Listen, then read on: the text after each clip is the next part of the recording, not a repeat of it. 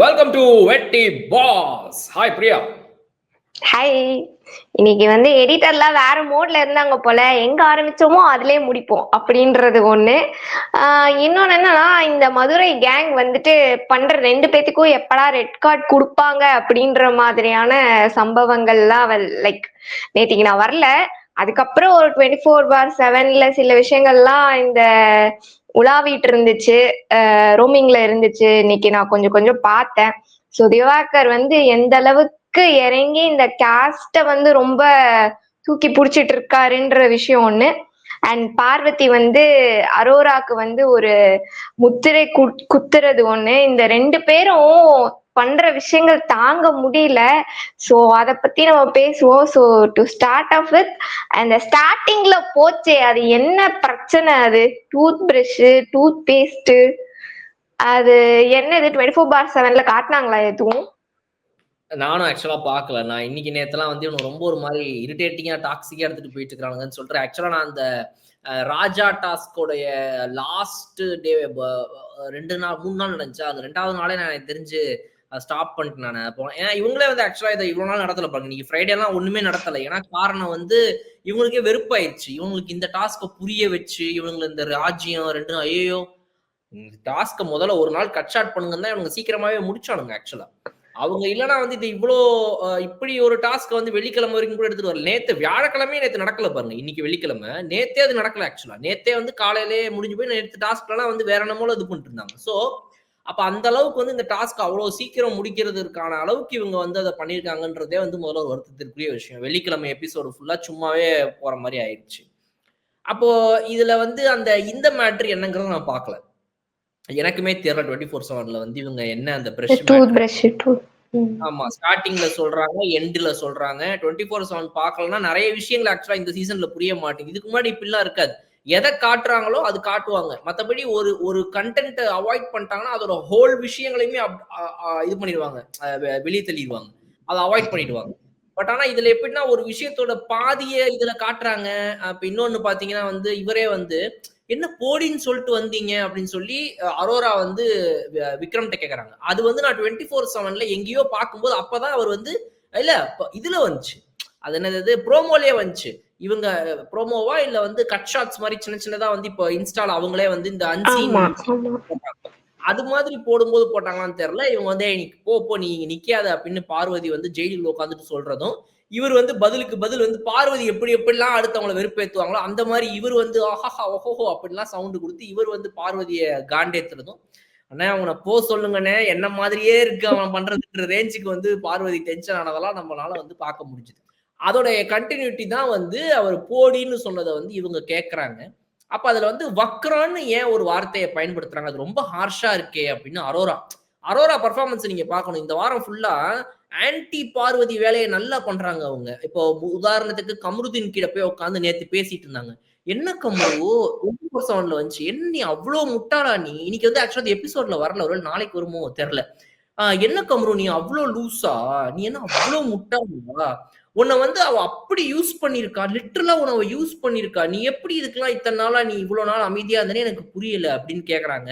அதுக்கு கமருதீன் ஆமா ஆக்சுவலா அவனை ரொம்ப தான் யூஸ் பண்ணிருக்கா. எனக்கு அது ரொம்ப இதுவா உண்மையா பட்டுச்சு. ஸ்டார்டிங்ல நான் 100% எஃபர்ட் போட்டா 50% எஃபர்ட் போடுறா அப்படின்லாம் இவரை பேச வச்சு அந்த ஹேட்டை இன்னும் அதிகப்படுத்தி அரோரா ஒரு வேலையை பார்த்தாங்க. இந்த பக்கம் விக்ரம் கிட்ட என்ன விக்ரம் உங்களை பார்த்த வக்ரம்னு சொல்றா, அது ரொம்ப தப்பான வார்த்தை இல்லையான்னு சொல்லி அரோரா ஆக்சுவலா நைஸ் கேம் பிளே பண்றாங்க. அதுல விக்ரம் கூப்பிட்டு அட்ரஸ் பண்றாரு. இந்த மாதிரி நீ அந்த வார்த்தை சொல்லி சொல்லாதம்மா, நீ என்ன வேணா சொல்லிக்கோ, அது ரொம்ப ஒரு மாதிரி இருக்கு. இல்ல அதுல ஒன்றும் தப்பு இல்லையே. இல்ல அது ஒரு மாதிரி அசிங்கமான எண்ணத்தோட ஒரு பெண்களை பார்க்கக்கூடிய ஒரு ஆட்களை சொல்ற மாதிரி வார்த்தை அது. ஐயோ அப்படிலாம் கிடையாது அப்படின்னு அவங்க சொல்றாங்க. அதை சொல்லும் போது நானே ஆமா வக்கரம்னா நிஜமா அது மட்டும் தான் நம்ம எல்லாரும் சொல்லுவோம். மத்த இடத்துல எல்லாம் வக்கர புத்தி பிடிச்சவன்னு படத்துல எல்லாம் கூட வேற இடத்துல சொல்ல மாட்டாங்க. சரி உண்மையா பார்ப்போம் அப்படின்னு கூகுள்ல பண்ணி அந்த வீடியோ வக்ரம் மீனிங் செக் பண்ணிட்டு இருந்தேன் கூகுள்ல. அதுக்கு நிறைய மீனிங் இருக்கு. அதாவது சிறு புத்தி பிடிச்சவங்க, குறுகிய புத்தியோட இருக்கிறவங்க, பொறாமையோட இருக்கிறவங்க, அடுத்தவங்களை பார்த்து இந்த மாதிரிலாம் சில வார்த்தைகள் இருக்கு. பட் ஆனா உண்மையாவே விக்ரம் சொன்ன அந்த சென்ஸ்லயுமே கூட பெண்களோட விஷயத்துல ரொம்ப ஒரு மாதிரி அசிங்கமான ஒரு ஆளு அப்படிங்கிற ஒரு எண்ணத்தோட இருக்கிற இடத்துலயும் இந்த வார்த்தையை பயன்படுத்தப்படும் அப்படிங்கிற மாதிரி தான் நான் பார்த்த வரைக்கும் வருது. அப்ப என்னன்னா, இது வந்து ஏற்கனவே ஒரு வார்த்தைய பயன்படுத்துனப்ப கமல் அவர்கள் இருக்கும்போது வந்து, இந்த வார்த்தைக்கு இப்படியும் அர்த்தம் இருக்கு, அப்படியும் அர்த்தம் இருக்கு. பல அர்த்தங்கள் இருக்குது. இத நீங்க எந்த சென்ஸ்ல சொன்னீங்கன்றத அதே சென்ஸ்ல தான் வந்து ஒரு கண்டஸ்டன்ட் புரிஞ்சுக்கணுன்ற அவசியம் இல்ல. இனிமேல் அத பயன்படுத்துறத தவிர்த்துக்குங்க அப்படின்னு சொல்லி கமல்லாம் அட்வைஸ் பண்ணியிருக்காரு. ஏதோ ஒரு கண்டஸ்டன்ட் அது எப்ப எனக்கு ஞாபகம் இல்ல. சோ அப்போ இப்ப ஒரு வார்த்தைக்கு பல அர்த்தங்கள் இருக்குதுங்கும்போது, அந்த வார்த்தைய நம்ம அவாய்ட் பண்ணிறணும். நான் ஒரு சென்ஸ்ல மீன் பண்றேன். நீ ஒரு சென்ஸ்ல எடுத்துக்கிற அப்படிங்கும்போது வந்து அவாய்ட் பண்ணிரலாம் தானே பெட்டரு. சோ இப்ப அதுக்கு வந்து ஒரு ஒரு சாதாரண இதுல ஒரு கெட்ட வார்த்தை மீனிங் இருக்கலாம். ரொம்ப மோசமான ஒரு மீனிங் இருக்கலாம். இதுல நீ எத வச்சு சொன்னன்னு எனக்கு எப்படி தெரியும்? சோ மல்டிபிள் மீனிங்ஸ் இருக்கிற ஒரு வார்த்தை தமிழ்ல இருக்குதுன்னா, அந்த வார்த்தைய மோஸ்ட்லி அவாய்ட் பண்ணிரலாம். அதையும் அவர் வந்து கேட்கிறாரு. இனிமேல் அத மட்டும் சொல்லாதீங்க பாரு. நீங்க வேற என்ன பண்ணுங்க? ட்ரை பண்றேன். யோசிக்கிறேன். கன்சிடர் பண்றேன்ற ரேஞ்சுக்கு இவங்க இத சொல்றாங்க. இப்ப இதே உங்கள பார்த்து ஒரு வார்த்தை சொன்னா பார்வதி இப்படி அமைதியா இருப்பாங்களா? என்ன சீன் கிரியேட் பண்ணியிருப்பாங்க அந்த இடத்துல. அந்த பையன் அவ்வளவு மெதுவா சொல்றாருங்கும்போது அதுக்கான ஒரு ரெஸ்பெக்ட் கூட குடுக்க வேணாமா? என்ன ஒரு இன்டீசென்ட்டான கேமு. அப்படி என்ன இந்த கேம்ல நீங்க இது பண்ணிற போறீங்கன்றது புரியல. அது ஒண்ணு. அண்ட் இன்னொன்னு என்ன அப்படின்னா வந்து இன்னைக்கு நடந்த மேட்டர்ஸ்ல வந்துட்டு இவங்க அந்த வாட்டர்மெலன் வந்து கேமராட்ட போய் கெஞ்சுறாரு. சார் சார் இருக்கீங்களா சார்? சார் ஒரே ஒரு ரீல்ஸ் பண்ணிக்கிறேன் சார். சார் இங்க பாருங்க சார். Hello sir sir. ஐயோ! நான் யோசிக்கிறேன். நம்மலாம் இந்த மாரி பண்ணுவோம். ஒரு யாராவது ஒருத்தவங்க நம்மள கண்டுக்கல அப்படின்னா, ஐயோ! அவமானமா இருக்கு அப்படின்ட்டு போயிருவோம்ல அங்க. இந்த ஆளுக்கு ஏன் அதாவது நான் எதையுமே ரொம்ப பாசிட்டிவா அப்ரோச் பண்றேன் அப்படின்னு இவர் சொல்ற அந்த விஷயங்கள்லாம் பார்க்கும்போது நல்லா இருக்கு. பட் ஆனா இவருக்குன்னு அந்த ஒரு செல்ஃப் ரெஸ்பெக்ட்டே ஏன் இந்த மாரி விஷயங்கள்ல இருக்க மாட்டேங்குது? எப்படி போய் ஒரு கேமரா கிட்ட இப்படி கெஞ்சி நமக்குன்னு ஒரு இது இருக்கு பாரு. பாரு நம்மளலாம் அடுத்த அங்கலாம் உங்க கௌரவம், உங்க திமிரு அதெல்லாம் அங்க இருக்குது. ஆனா வந்து ஒரு கேமரா கிட்ட வந்து இப்படி கெஞ்சு இது கௌரவம், கௌரவம்னு சொல்லி கௌரவம். இதுதானாயா உன் கௌரவம் அப்படிங்கிற மாதிரி கேமரா முன்னாடி எல்லா கௌரவத்தையும் கழட்டி போட்டு வந்து நின்றுறாப்ல இவரு. அது வந்து என்னன்றது எனக்கு இவர பார்த்தா புரியல. அந்த எஃப்ஜேக்கு ஒரு ஸ்டாண்டிங் பனிஷ்மென்ட் குடுத்தாங்க இன்னைக்கு. வந்து நீங்க ரொம்ப தூங்கி தூங்கி உழறீங்க. இனிமேல் நீங்க நாள் ஃபுல்லா நான் சொல்ற வரைக்கும் நின்னுகிட்டே இருக்கணும் அப்படின்னு. பார்க்கும்போது அந்த டீம்ல எல்லாரும் உட்கார்ந்துட்டு இருக்காங்க. ஹால்ல வந்து அந்த ரெப்ரசன்ட் பண்ணி யாருக்கெல்லாம் ஓட்டு போடும்போது. அப்ப கூட அந்த பையன் நின்னுட்டே இருந்தது ஸ்கூல் பனிஷ்மென்ட் மாரி இருந்துச்சு எனக்கு. சரி இந்த பையன் ரொம்ப தூங்குறாப்ல. அதுக்கு வந்து இது நல்ல பனிஷ்மென்ட் தான் பரவால்ல அப்படின்ற மாரி ஒரு விஷயம். Best and worst performance choose பண்ணாங்க. கானா அண்ட் எஃப்ஜே அது எல்லாமே எல்லாரும் பார்த்திருப்பாங்க. அதுல கனி வந்து ஐயோ பிக் பாஸ் என்ன போய் வொர்ஸ்ட் பெர்ஃபார்மன்ஸ் குடுத்துறீங்க. நான் உங்ககிட்ட பேசணும். நான் உங்ககிட்ட பேசணும். அப்ப என்னம்மா வொர்ஸ்ட் பெர்ஃபார்மர் தான் வொர்ஸ்ட் பெர்ஃபார்மர் தான். நான் வந்து உங்ககிட்ட பேசணும். நான் கனி. ஐ அம் த ஃப்ரூட். என்ன நீ என்ன ஆனாலும் வொர்ஸ்ட் பெர்ஃபார்மர்னு குத்திட்டாய்ங்க. போய் உட்கார்ந்து ஆவணும். அது அநியாயமா, நியாயமான்றத வீக்கெண்ட்ல வேணா ரெப்ரசன்ட் பண்ணிக்கங்க. இல்ல மக்கள் சொல்லட்டும். போட்ட ஓட்டு தானே. அதுல வந்து அப்ப பார்த்தா அப்ப எல்லாரும் இதே மாரி வந்து எனக்கு ஓட்டு போட்டோனே நான் போய் பிக் பாஸ்ட்ட பேசணும். நான் போய் பிக் பாஸ்ட்ட பேசணும். இது எப்படின்னா, இந்த டிராபிக் போலீஸ் நிறுத்தின உடனே டக்குனு ஃபோன போட்டு யார்ட்டயாவது ஃபோன் போட்டு ஓட்டு சொல்லுங்க சார். சார் இந்தாங்க பேசுறாங்க அப்படின்னு. அந்த மாரியா? குடுத்தா பனிஷ்மென்ட்னா பனிஷ்மென்ட் தான். போய் உட்காரணும்னா உட்கார்ந்துர வேண்டியதுதான். அதுல வந்து கனி வந்து அவங்களால ஏத்துக்கவே முடியல. அவங்கள போய் வொர்ஸ்ட் பெர்ஃபார்மன்ஸ்ன்னு சொல்லிட்டாங்களேன்னு அந்த அவமானத்த அவங்களால தாங்கிக்க முடியல. டை பிரேக்கருக்கு வந்து ஒரு ஐடியா குடுக்குறாரு. இவரு நம்ம 2 பேருக்கு 7, 7 பாயிண்ட்ஸ் வந்துருச்சு. 7 ஓட்டு வந்திருக்கு. இதுல யார இது பண்றது? சரி 2 பேரும் ஃப்ரண்ட்ல வந்து நில்லுங்க. உங்கள்ல இப்போ யாருக்கு அதிகமான ஓட்டு வருதோ அவங்க தான் வந்து ஜெயிலுக்கு போய் ஆகணும் அப்படின்ற ஒரு ஐடியாவ இவர் குடுக்குறாரு. நேத்து மட்டும் 3 பேர் ஜெயிலுக்கு போனா, இப்போ 3 பேர் ஜெயிலுக்கு போக்கூடாதான் அப்படின்னு எம்மா பிக் பாஸ் நான் என்ன போட்டேன்? பிக் பாஸ் நீங்க 2 பேர தான் குடுக்கணும்னு சொன்னீங்க. அப்ப மூடிக்கிட்டு அத குடுங்கடா விளக்கெண்ணெய்ங்களா அப்படின்ற ரேஞ்சுக்கு இந்த பிக் பாஸ் வந்து நிஜமா அவர் பேஷன்ஸ லூஸ் பண்றாரு. நீங்க அவர் அத கேட்ட மெத்தட பாருங்க. நான் என்ன ஆமா. சோ அந்த அளவுக்கு நீங்க அவரோட பொறுமைய லூஸ் பண்ண வைக்கிறீங்க. உன் புத்திசாலித்தனத்த கேம்ல காட்டு, டாஸ்க்ல காட்டு. அத விட்டுப்புட்டு முட்டாள்தனமா இங்க வந்துட்டு, நாங்க நேத்து 3 பேர்னா பிக் பாஸா தான் வாயால, லாஸ்ட் 3 பொசிஷன்ஸ்ல இருக்கிற நீங்க 3 பேரும் ஜெயிலுக்கு போங்கன்னு அவரு சொன்னாரு. இப்ப என்ன கேட்டாரு? 2 பேரும் சூஸ் பண்ணுங்க தான் சொன்னாரு. டை பிரேக்கர் வந்துருச்சு. 3 பேருமே அனுப்பலாம் அப்படின்னு. இப்ப 3 பேர் ஜெயிலுக்கு போய் ஆகணும். கனி இதுல இருந்து எஸ்கேப் ஆயிருவாங்களோன்ற பயம். கனிக்கும் விக்ரமுக்கும் டை பிரேக்கர் ஆச்சே. எனக்கு இவங்க 2 பேரும் ஜெயிலுக்கு போணுமே. எவனுமே மிஸ் ஆயிறக்கூடாதே அப்படின்ற அந்த ஒரு கேவலமான ஒரு அல்பாசையில என்னென்னலாம் இந்த பொண்ணு பண்றாங்க. எனக்கு என்னமோ தோணுது அ பிரியா. எனக்கு என்னமோ இவங்க இந்த மாரி அன்எக்ஸ்பெக்டடான எவிக்ஷன்ஸ் எல்லாம் பண்ற ரேஞ்ச்ல இந்த வாரம் எவிக்ஷன் லிஸ்ட்ல இருக்கக்கூடிய பார்வதி, எவிக்ஷன்னு சொன்னோனே போன வாரத்துலலாம் பார்த்தீங்கன்னா வந்து ரொம்ப ஜாக்கிரதையா அப்படியே உஷாரா இருந்தாங்க போன வாரம். பட் இந்த வாரம் வந்து அவங்கள ட்ரிகர் பண்ற இடத்துலலாம் இவனுங்கலாம் வேணும்னே ட்ரிகர் பண்றாங்க. மேடமும் ட்ரிகர் ஆயிடுறாங்க. ராணி டாஸ்க் எல்லாம் பாத்தீங்கன்னா இப்படி ஒரு ராணியை நான் பார்த்ததே இல்ல. ஏய் வா, ஏய் போங்க டேய். இந்த மாதிரி ஒரு ராணி வேற. அதனால எனக்கு தெரிஞ்சு இவங்க வந்து இந்த சவுண்டு சரோஜா ஆச்சு இது ராணி பார்வதி வந்து எனக்கு தெரிஞ்சு இந்த வாரம் ஒருவேளை இவனுங்க வீட்டு அனுப்பிடுவாங்களோ இல்ல கண்டென்ட் வாய்ப்பு இல்ல. பண்ணுனா ரொம்ப நல்லது. அட்லீஸ்ட் கேம் ஆச்சு ஸ்டார்ட் ஆகும் இவங்க 2 பேரும். ஏன்னா அப்போ இந்த அன்சீன்ல ஐ மீன் 24/7ல வந்து திவாகர் வந்து நேத்து நைட் ஏதோ பண்ணிருக்காரு போல திவ்யா கிட்ட. என்னன்னா திவ்யாவோட காஸ்ட் என்னன்னு தெரிஞ்சுக்கிறதுக்கு நிறைய வேஸ்ல வந்து ட்ரை பண்ணிருக்காரு போல. இது வந்து இன்ஸ்டால நான் பார்த்தேன் குட்டி குட்டி கிளிப்பிங்ஸ்ல. சோ அவர் திவ்யாவோட காஸ்ட் என்னன்னு தெரிஞ்சுக்கிறதுக்கு ட்ரை பண்ணிருக்காரு. அண்ட் திவ்யா வந்து இப்பெல்லாம் இருந்தா வந்து இப்பெல்லாம் பேசாதீங்க அப்படின்னு சொல்லியிருக்காங்க. எனக்கு என்னன்னா ஏன் இவ்வளோ வீக் வந்து இவரை விட்டு வச்சிருக்காங்க அப்படின்றதே புரியல. எஃப்ஜே வந்து தூங்குறாருன்னு சொல்லி பனிஷ் பண்றவருக்கு இதெல்லாம் ஏன் வந்து உடனே இன்ஸ்டன்டா கேட்க மாட்டேங்கிறாங்க அப்படின்றதே தெரியல. ஏன்னா அவர் ஆரம்பத்துல இருந்தே கானா வினோத்ட்ட வந்து அந்த ஒரு கண்ணோட்டத்துலதான் பழகுறாருன்னு தெரியும். இவரை வந்து ஒரு பாடி ஷேமிங் பண்ணா இவருக்கு எவ்வளவு கோவம் வருதோ அதை விட அதிகமான கோவம் வந்து வினோத்துக்கு வர வேண்டியது. சாரி.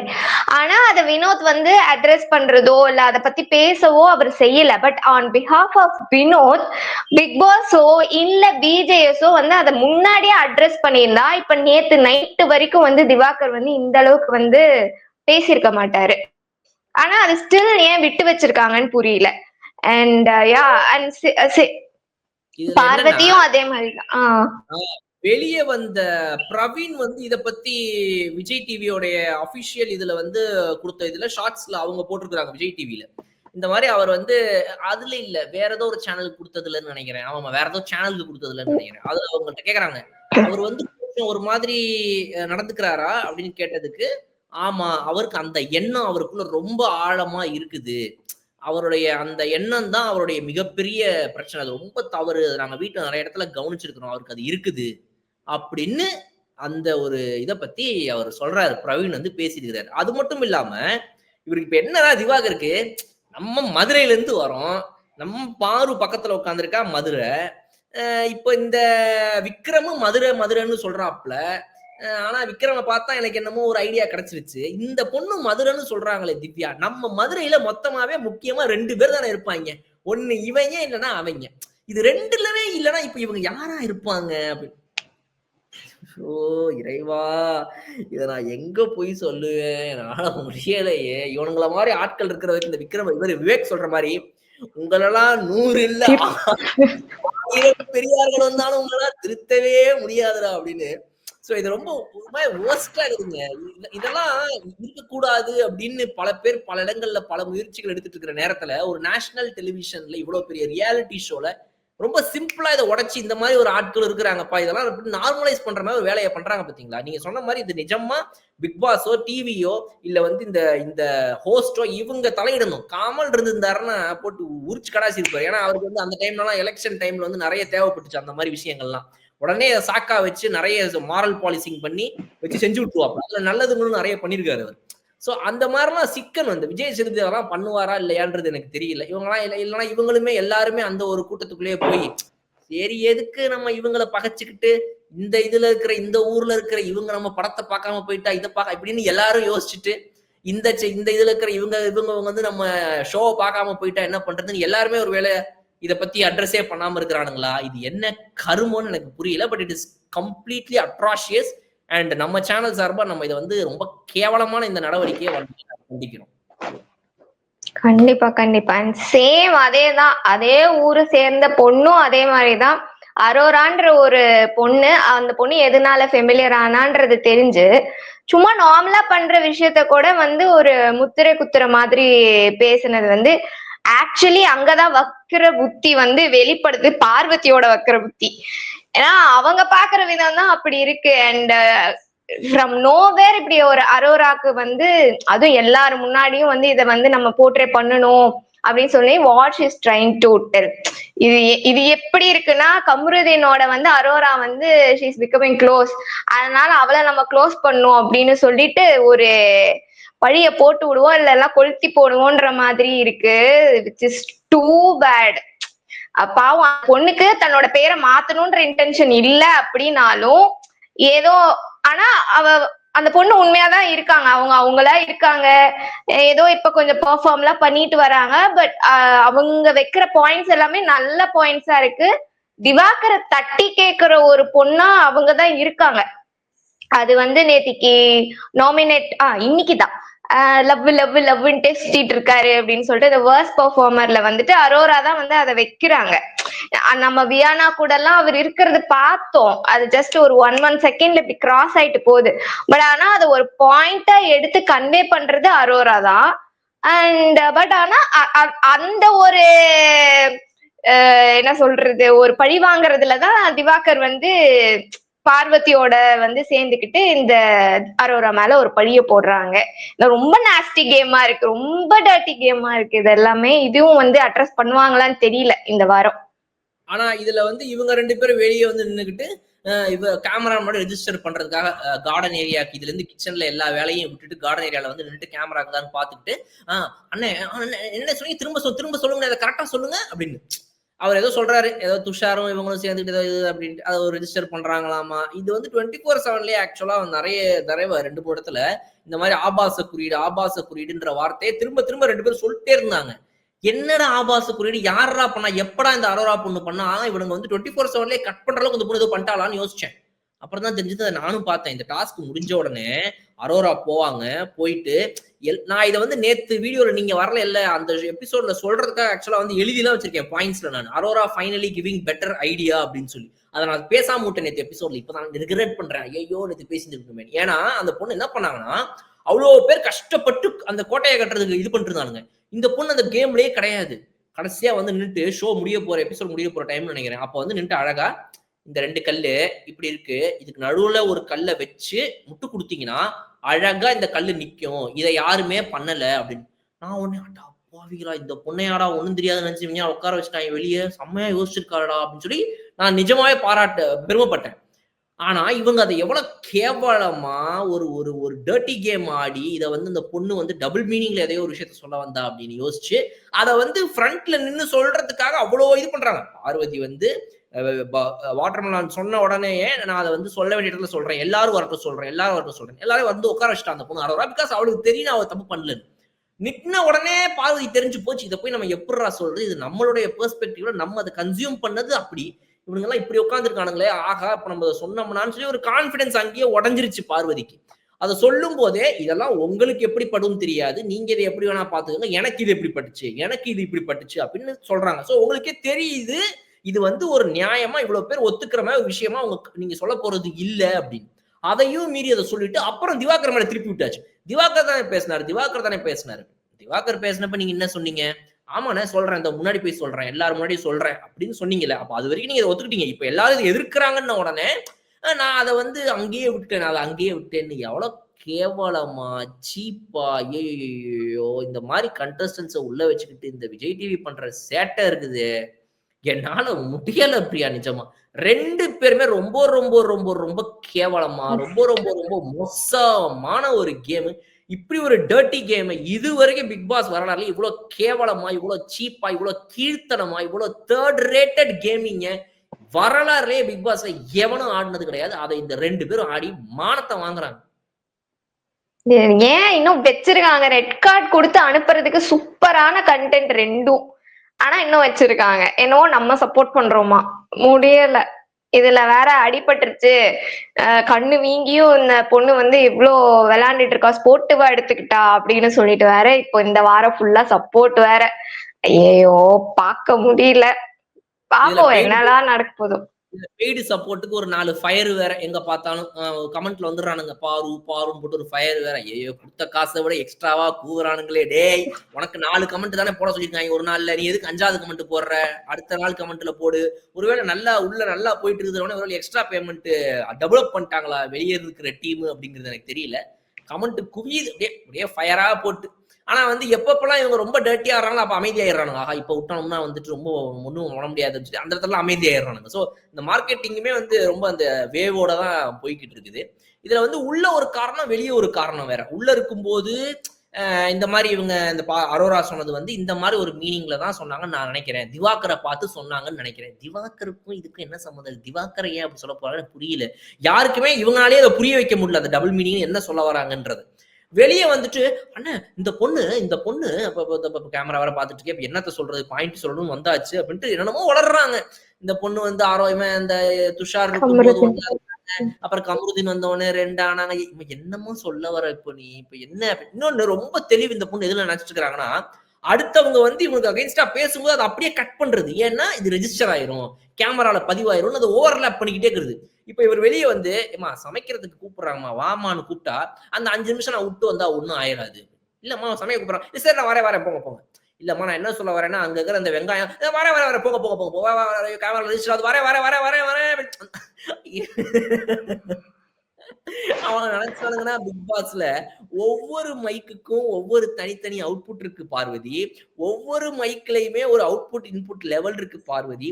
அவங்க நினைச்சாங்கன்னா அந்த இன்புட் லெவலை அங்கேயே 0 பண்ணி ப்ரொடக்ஷன்ல இருக்கிறவங்க அந்த ஆப்போசிட்ல பேசுறவங்களத மட்டும் ஏத்தி அது கேட்கிற மாதிரி உங்களோட கேட்காத மாதிரி பண்ண முடியும் பார்வதி. நீங்க எவ்வளவு கத்துனாலும் உங்க ஆடியோ அந்த இடத்தில் மியூட் செய்யப்பட வேண்டும் என்றால் உங்களின் பர்டிகுலர் மைக் ஆடியோ மியூட் செய்யப்படும், மற்றவர்கள் பேசுவது கேட்கும். அதனால நீங்க ரொம்ப கத்தி எல்லா இடத்துலயும் ஓவர்லேப் பண்ணி உங்களுக்கு அகைன்ஸ்டான பாயிண்ட்ஸை வந்து பண்ணிடலாம் அப்படின்னு நினைக்காதீங்க பார்வதி. மீடியால தானே வேலை பார்த்தீங்க, ஒரு மைக் எப்படி வேலை செய்யணும்னவா தெரியுது. அந்த அளவுக்கு நீங்க வந்துட்டு ஒரு மைக் வேலை மைக்க பத்தி கூட தெரியாத கற்புரியா உள்ள உட்காந்துட்டு இருக்கீங்க அப்படின்றதுதான் வந்து அவங்கள்ட்ட ஒரு விஷயம். அதுல வந்து கிங் டீம் கூப்பிடுறாங்க போகணும்ல, அதுக்கு உள்ள போயிட்டு நான் இல்லாத 5 நிமிஷத்துல இந்த காய்கறி எல்லாம் எதுவும் வெட்ட முடியாதாமா, நான் இல்லாதனால இந்த காய்கறியை வெட்ட முடியலையாமா அப்படின்னு.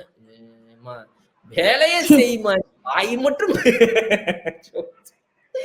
தயவு செய்து ஒரு நல்ல ஷாக்க கொடுங்க. எங்களுக்கு டிஆர்பி முக்கியம் கிடையாது. இந்த பொண்ணு சண்டை போட்டு ப்ரோமோ கொடுக்குதுங்கிறதுக்காக நாங்க உள்ள வச்சுக்க மாட்டோம்.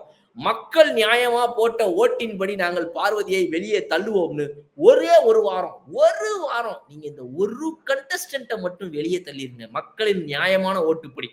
இல்ல இந்த வாரமும் நான் பிரவீன் மாதிரி வந்து மக்கள் ஓட்டெல்லாம் ஒதுக்கி வச்சுட்டு வேற ஒரு கணக்குல நாங்க வெளியே தள்ளுவோம்னு நினைச்சீங்கன்னா ஒண்ணும் பண்ண முடியாது. ஆனா தயவு செய்து மக்கள் ஓட்டை இந்த ஒரு வாரம் எடுத்துக்கங்க. அப்புறம் நீங்க உங்க இஷ்டத்துக்கு என்ன வேணா பண்ணுங்க. நீங்க டைட்டில் வினரை கூட என்ன வேணா கொடுத்துக்கங்க, என்னமோ பண்ணுங்க. நீங்க நாங்க உட்காந்து பாக்குறோம், ரிவ்யூ பண்றோம், எல்லாம் பண்றோம். ஏன்னா இந்த ஒரு கேரக்டர் வெளியே போயிடுச்சுன்னா எல்லாம் மாறிடும். நீங்க கமருதீன் பாருங்க, ஸ்லோவா வெளியே வந்து ஆமா கமருதீன் வந்து ஸ்ட்ராங்கா பேச ஆரம்பிச்சிட்டாரு. இவளை பத்தி நான் எவ்வளவு எல்லாம் பேசணும் நான் நினைச்சேன்னா நான் என்னெல்லாம் பேசணும், இவ வந்து உள்ள உட்காந்து பேசிட்டு இருக்கிறா. இந்த நெய் எடுத்ததை போட்டு கொடுத்துட்டாலாமா அந்த பொண்ணு, அதுக்கு இவ்வளவு கோவம் வந்துருச்சு போயிருக்கு. அதுக்கு அரோரா கேக்குறாங்க, ஏன் கமருதீன் அந்த நெய்யை நீ எடுத்ததை போட்டு கொடுத்துட்டாங்கன்றதுக்கே உனக்கு இவ்வளவு கோவம் வருது, அந்த பொண்ணு இத்தனை நாளா உன்னை யூஸ் பண்ணிக்கிட்டு இருக்காளே அதுக்கு உனக்கு கோவம் வரலையா அப்படின்னு 24/7 எனக்கு அடடா இந்த பொண்ணு பேசுதே வா அப்படின்ற மாதிரி இருந்துச்சு எனக்கு. அதனால அந்த பையன் வந்து அவ்வளவுதான் முடிஞ்சு போச்சு, இதுக்கு மேல நான் அவளுக்கு தான் சப்போர்ட் பண்ணி போய் நிக்கவே மாட்டேன். ஐயோ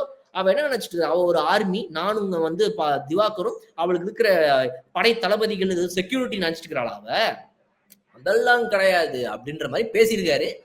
ஆனா தெரியல, சொல்ல முடியாது இது எப்படி திரும்பும் அப்படின்னு. நம்ப முடியாது கமருதீனையும், நம்ப முடியாது. நாங்க தான் பார்த்தோமே, அத மாதிரிதான் இருக்கு. ஆமா ரைட்டா அந்த பக்கம் போய் கம்ரு அப்படின்னா போதும் உடனே அவ்வளவுதான். வர பார்வதி சபரியும் அரோராவும் பண்ணி காட்டினாங்களே அதுதான் எக்ஸாக்ட்லி அவ்வளவுதான். அப்படியே வந்து வர்றப்பாக்குறவர் டமக்குடி ஆயிடுவாப்ல, பூக்குட்டி ஆயிடுவாரு. அதனால பாப்போம் நாளை சனிக்கிழமை வந்து ஒரு ஐயா வந்து என்ன பண்றாரு, என்ன வந்து கிழிக்க போறாரு, யாரை போட்டு கிழிக்க போறாரு அப்படின்றதெல்லாம் வந்து நாளை பாப்போம். Thank you for joining Priya, see you tomorrow. Bye bye.